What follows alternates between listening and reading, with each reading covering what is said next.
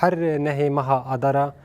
و سال ایدی لسرنابی بیرتینن و یجی داخواست کرد بو گوگابا ازمرم من نبشرن وک حمیان ایدی من حمو اداران هشیار بکن اف گوتنن باب فلکه بستران گوتیه محمد شیخ وک ایرود سال 1989 ده کوچا داوی کرد شخوا گلک ستران بدنگ خوی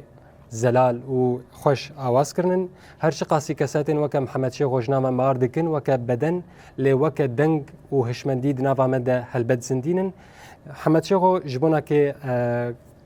خلکن روجاوای کردستان دهات حسکرن ل سر اصلا باکروجلات سوریه و کردستان جی دهات ناسکرن و دهات حسکرن جبونا که بهتر بحثا کساتا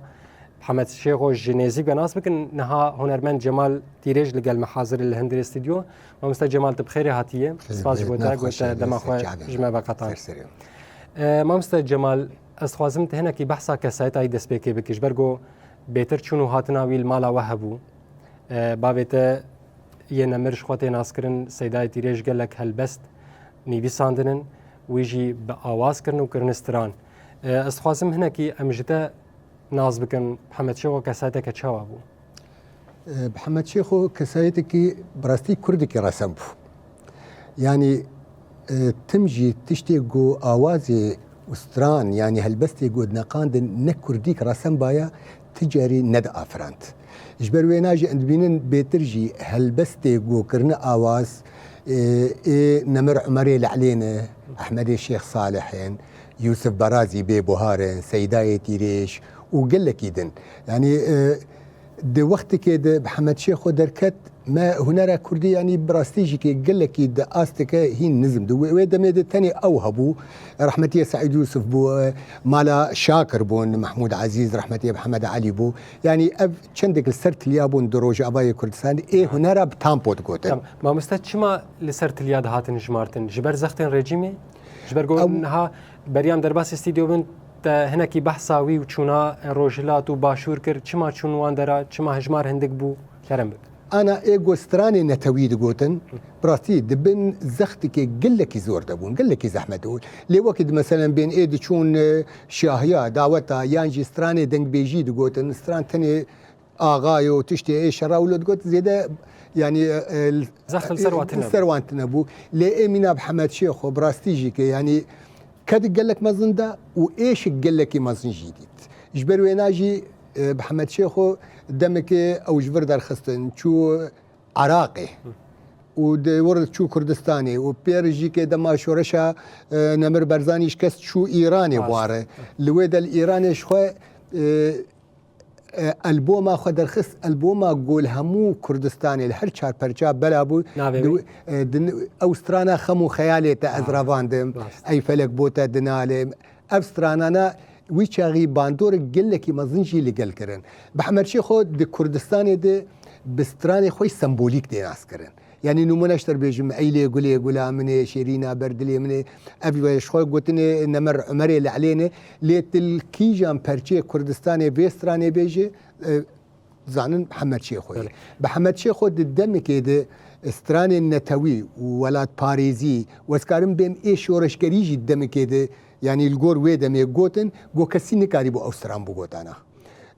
محمد شيخو نتني استراني خو جوتن استراني قال لك هنرمن داغرت نمونه ايه مالا شاكر قال لك جوتن ايه نمر محمد علي شاكر ليه ما في ويد دايه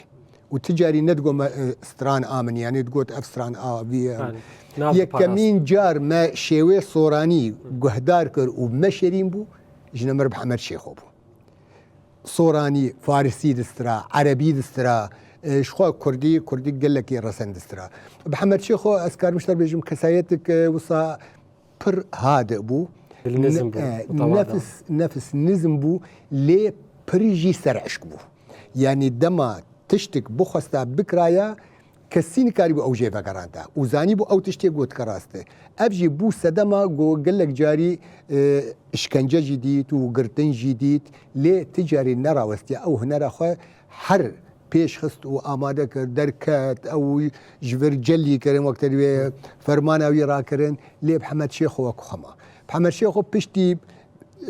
10-15 ساله بگریا روج أباي كردستان شخرد كان بتشوك القامش لي بكر هطانا هاجي ديسا أو سريع قامش لي عمودي راست استوديو فلك جار دي استخبارات النهش تجيانا أخو خوش درباس تم دقر سرد كاناوي ودقرت وإيش وألم وكسر جير يعني زحمتي قال لك ما ظن دي براستي دبستانك بو يعني محمد شيخو دبستانا سترانا سمبوليك وسترانا ولاد باريسي. بله ما مستر جمال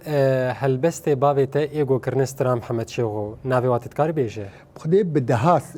يعني نيكو يا هري ولو نافو دنقول يعني ابر او يك هي اواد ب فرياد صد اخو امان ليل جواني ابايا پردنگ دا وکی دیجی گلک استران هبون دوی دمید تدی شورش باشور بول سر پیش مرگه هبون استرا وکی دستران يدن استرا لوك مشتر قلت نتني اي تيريج قلت اي احمد الشيخ صالح بون اي عمر العلي بون اي بوهار بون وحتى اي هن كرد باشورجي او استرانا دم من تديتي نسرين او جو كردكي باشوره يعني محمد شيخو جهمو برجي كردستان جوانت ودقوت براستيجي دكدلده. بله ما مستر جمال براسي حوالی من بيجن دما مجي زيدنا ماي لي تخازم برسا هري داويشتا بكرم. نها محمد شيخو دبن زختو ام بيجن زختن گلكي دجوار ده هنر خو پیش خستو دنگي خو بلافكر لتباهيا جيهاني. او وصيتا وي قالو لغوري درفتا ماي نها لبيشاما وبويه هنرمند بويرو لد ليزن يانا بكرتاسي. از باور دكم تزانق بحمد شيخو دفي وقتي دبايا وهنر قل لك مظن بافراندا حتى ببانيزيكي سيمفونيا واوبرا راست ايرو شورش درفت قال لك هو انبينن قال لك نمونجي درد كم بتايبرجي هنرجها ولات يعني كارنا درد خبراستي كارن ام نكارن بيجن كارن كردي نتوينه كارن برنجكي